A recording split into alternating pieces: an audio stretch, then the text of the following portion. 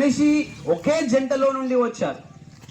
ఆ ఒకే జంటలను బైబుల్ ఏం చెప్తున్నాయా అంటే ఆదాం అవ్వాలని చెప్పబడతా ఉంది.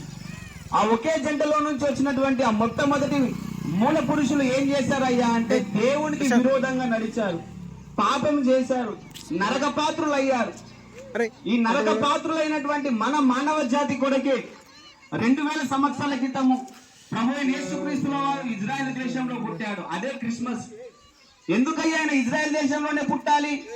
భారతదేశంలో పుట్టచ్చు కదా, అంత ప్రేమ ఉన్నోడైతే ఆఫ్రికాలో పుట్టచ్చు కదా. ఆ ఇజ్రాయెల్ దేశంలో ఎందుకు పుట్టాలంటే ప్రపంచానికి ఆయన దేవుడు గనుక ప్రతి జనాంగము ప్రతి దేశపు వారు ఆయన యుద్ధకు రావడానికి సమాన దూరం ఉండాలి గనుక ప్రపంచానికి సెంటర్లో ఉండేది ఇజ్రాయెల్ జనాంగం, ప్రపంచానికి సెంటర్లో ఉండేది భారతదేశం అని అనుకుంటున్నారు చాలా మంది. ఎందుకంటే భూగోళాన్ని ఇట్లా తిప్పి గ్లోబును పట్టుకొని తిప్పి ఏడేళ్ళు పెడితే ఆనే సెంటర్ అనుకుంటున్నారు చాలా మంది. కాదు, చిన్నపిల్లలు ఇప్పుడు స్కూల్కి వెళ్తున్న వారి దగ్గర మ్యాప్ ఉంటుంది, ప్రపంచ మ్యాప్ తీసి చూడొచ్చు మీరు. అందులో సెంటర్లో కరెక్ట్గా మనం మడవగలిగితే వచ్చే దేశం ఏదైనా ఉందంటే అది ఇజ్రాయెల్ దేశం మాత్రమే. గనుక ప్రజలందరికీ సమాన దూరంలో ఉండాలి అనేసి ఆయన 2000 సంవత్సరాల క్రితము ఇజ్రాయెల్ దేశంలో పుట్టాడు. ఎందుకు పుట్టాడు అంటే మొట్టమొదటి ఉన్నటువంటి మనందరి పితరులైనటువంటి మొట్టమొదటి జంట చేసింది తప్పు, పాపము చేసింది, నరకానికి పాత్రులు అయ్యారు. దానివల్ల మనం అందరం నరకానికి పాత్రులం అయ్యాము. గనక ఆ దేవాది దేవుడే దిగి వచ్చాడు. ఎందుకు వచ్చాడయ్యా అంటే సిలువలో మరణించడానికి. ఆయన పుట్టిందే మరణించడానికి. చాలా మంది అనుకుంటారు వెయ్యిలే నమ్ముకున్న ఏసై పుట్టిందంట, ఎవరు సిలువేసి చంపేసిరంట, అయ్యో పాపం అనుకుంటారు. పాపం అన్నక్కర్లేదు, ఆయన పుట్టిందే చనిపోవడానికి. ఎందుకు చనిపోయాడయ్యా అంటే రక్తము కార్చడానికి. మనము గుళ్ళకు పోతాం, మనకందరికీ తెలుసు.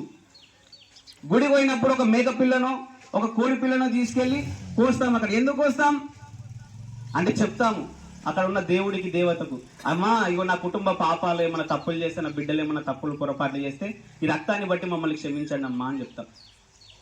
రక్తం అనేది కీలకం. ఆ రక్తాన్ని కాల్చడానికే యేసయ్య 2000 సంవత్సరాల క్రితం పుట్టాడు. ఆయన యందు విశ్వసించే రక్తం యందు నమ్మిక ఉంచితే ఆ రక్తాన్ని ఇప్పుడు మనం కాల్స్తున్న రక్తం మనం ఎట్లయితే నమ్ముతున్నామో పరిశుద్ధ దేవుడు పుట్టి కాల్చిన రక్తం మీద మనం విశ్వసిస్తే, ఆయన మరణించి తిరిగి లేచిన వాస్తవ సంఘటన మీద మనం విశ్వసిస్తే మనం ఆ నరకాన్ని తప్పించుకుంటాం, పరలోక రాజ్యానికి వారసులం అవుతాం. ఈ సందేశాన్ని చెప్పడానికి ఆయన 2000 సంవత్సరాల క్రితం పుట్టాడు. అదే క్రిస్మస్. గనక మీరును మీ ఇంటి వాళ్ళు రక్షింపబడాలంటే యేసయ్య పుట్టింది మరణించడానికి. ఆయన కార్చిన రక్తం లేదో ఎవరైతే విశ్వసిస్తారో వారు రక్షింపబడతారు.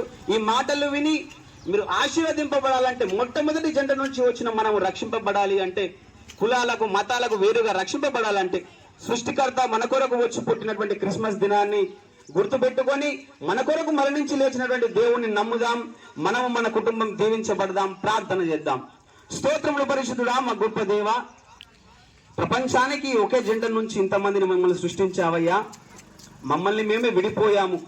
నీవు మా కొరకు దిగివచ్చి శిలువలో మరణించి తిరిగి లేవడానికి మీరు దిగి వచ్చినందుకు నీకు వందనాలు. ఈ క్రిస్మస్ పర్వదినాల్ని బట్టి నీకు వందనాలయ్యా. ఇదిగో ప్రాంతానికి నడిపించినందుకు నీకు వందనాలు. ఇక్కడ ఉన్నటువంటి ఇదిగో వ్యక్తుల కుటుంబాన్ని మీరు జ్ఞాపకం చేసుకోండి, వాళ్ళ బిడ్డలను జ్ఞాపకం చేసుకోండి, వారు చేసిన పనులన్నిటి దీవించండి, ఆశీర్వదించండి.